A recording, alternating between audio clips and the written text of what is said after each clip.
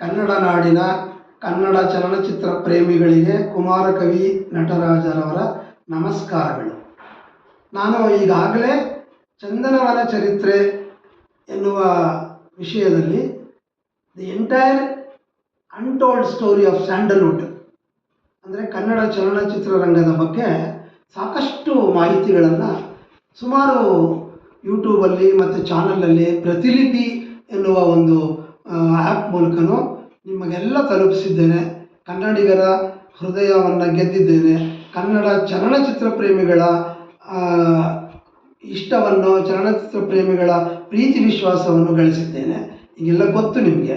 ಯಾಕಂದರೆ 1969ರಿಂದ ನಾನು ಬಹಳ ಚಿಕ್ಕವನು, ಹೈಸ್ಕೂಲಲ್ಲಿದ್ದೆ. ಆ ಪ್ರೌಢಶಾಲೆಯ ಮಟ್ಟದಿಂದಲೂ ಕನ್ನಡ ಚಲನಚಿತ್ರದ ಬಗ್ಗೆ ನನ್ನ ನೋಟ್ಸ್ ಬುಕ್ಕಲ್ಲಿ ಅದನ್ನು ಗುರ್ತು ಹಾಕ್ಕೊಂಡು ಬಂದು 72ರಲ್ಲಿ ನಾನು ಡೈರಿ ಬರೆಯೋಕ್ಕೆ ಶುರು ಮಾಡಿದಾಗ ಡೈರಿಲಿ ಗುರ್ತು ಹಾಕ್ಕೊಂಡು ಬಂದು ಇಡೀ ಕನ್ನಡ ಚಲನಚಿತ್ರರಂಗದ ಇತಿಹಾಸವನ್ನು ಸ್ಪಷ್ಟವಾಗಿ, ಸಂಕ್ಷಿಪ್ತವಾಗಿ ಮತ್ತು ವಿವರವಾಗಿ ಎರಡೂ ಬಗೆಯಲ್ಲೂ ವಿವರಣೆ ಕೊಡ್ತಿದ್ದೀನಿ.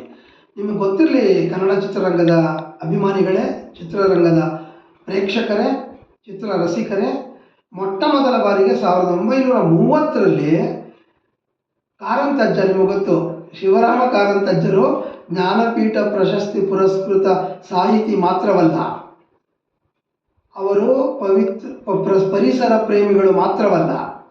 ಕಾರಂತಜ್ಜ ಯಕ್ಷಗಾನ ಮತ್ತು ಬಯಲಾಟದ ಪಿತಾಮಹ ಮಾತ್ರವಲ್ಲ, ಅತ್ಯುತ್ತಮ ಸಾಹಿತಿ ಮಾತ್ರವಲ್ಲ, ಚಲನಚಿತ್ರ ನಿರ್ಮಾಪಕ, ನಿರ್ದೇಶಕ ಮತ್ತು ನಟನೂ ಆಗಿದ್ದರು.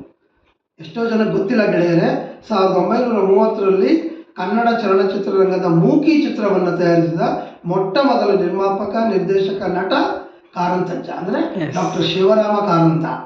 ಅದಾದ ಮೇಲೆ ಗುಬ್ಬಿ ವೀರಣ್ಣನವರು ಸಹ ಮೂಕಿ ಚಿತ್ರವನ್ನು ಮತ್ತು ಚಲನಚಿತ್ರವನ್ನು ಮಾಡಿದರು. ಆದರೆ ಮೊಟ್ಟ ಮೊದಲಿಗೆ ನಾವು ನಮಸ್ಕರಿಸಬೇಕಾದದ್ದು ಚಂದನವನ ಚರಿತ್ರೆಯ ಎಲ್ಲ ಕನ್ನಡ ಕಲಾವಿದರು, ನಟ ನಟಿಯರು ಇವತ್ತಿಗೂ ಚಿರಋಣಿಗಳಾಗಬೇಕಾಗಿರುವುದು ಡಾಕ್ಟರ್ ಶಿವರಾಮ ಕಾರಂತಜ್ಜನಿಗೆ. ಕಾರಂತಜ್ಜನ ನಂತರ ಗುಬ್ಬಿ ವೀರಣ್ಣವರು. ಹೀಗೆ ಅಲ್ಲಿಂದ ಹಿಡಿದು 30ರಿಂದ ಹಿಡಿದು 2025ರವರೆಗೆ ಅಪ್ಡೇಟ್ ಮಾಡಿದ್ದೀನಿ ಕನ್ನಡ ಚಲನಚಿತ್ರದ ಪ್ರತಿಯೊಂದು ಚಿತ್ರಗಳನ್ನು. 5555 ಚಿತ್ರಗಳ ಸೀರಿಯಲ್ ಕ್ರಮ ಸಂಖ್ಯೆ ಅನುಗುಣವಾಗಿ ಪಟ್ಟಿ ಮಾಡಿದ್ದೀನಿ. ಅದರ ವಿವರಗಳನ್ನು ನಿಮಗೆ ಒಂದೊಂದಾಗಿ ಪ್ರತಿ ಎಪಿಸೋಡಲ್ಲೂ ಹೇಳ್ತಾ ಹೋಗ್ತೀನಿ. ರೋಮಾಂಚಕವಾಗಿರುತ್ತೆ, ಅಪ್ರತಿಮವಾಗಿರುತ್ತೆ, ಅಮೋಘವಾಗಿರುತ್ತೆ, ಅಸಾಧಾರಣವಾಗಿರುತ್ತೆ, ಎಲ್ಲರಿಗೂ ತುಂಬ ಇಷ್ಟವಾಗುತ್ತೆ, ಆಪ್ಯಾಯಮಾನವಾಗುತ್ತೆ. ಅಂಥ ರೋಚಕ ಸನ್ನಿವೇಶಗಳು, ಸತ್ಯ ಕಥೆಗಳು, ಇತಿಹಾಸಗಳು ಚಂದನವನ ಚರಿತ್ರೆ. ಅದರ ಲೇಖಕ ನಾನು. ಕನ್ನಡ ಫಿಲಂ ಡೈರೆಕ್ಟರಿ ಎನ್ನುವುದನ್ನು ಬರೆದಿದ್ದೇನೆ.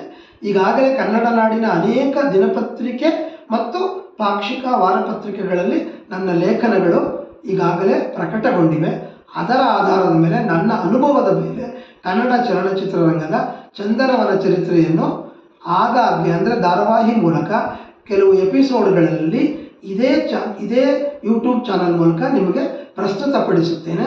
ದಯವಿಟ್ಟು ನನ್ನನ್ನು ಪ್ರೋತ್ಸಾಹಿಸಿ ಬೆಂಬಲ ನೀಡಬೇಕಾಗಿ ಕನ್ನಡ ನಾಡಿನ 7.5 ಕೋಟಿ ಜನರಲ್ಲಿ ನನ್ನ ವಿನಂತಿ, ಪ್ರಾರ್ಥನೆ.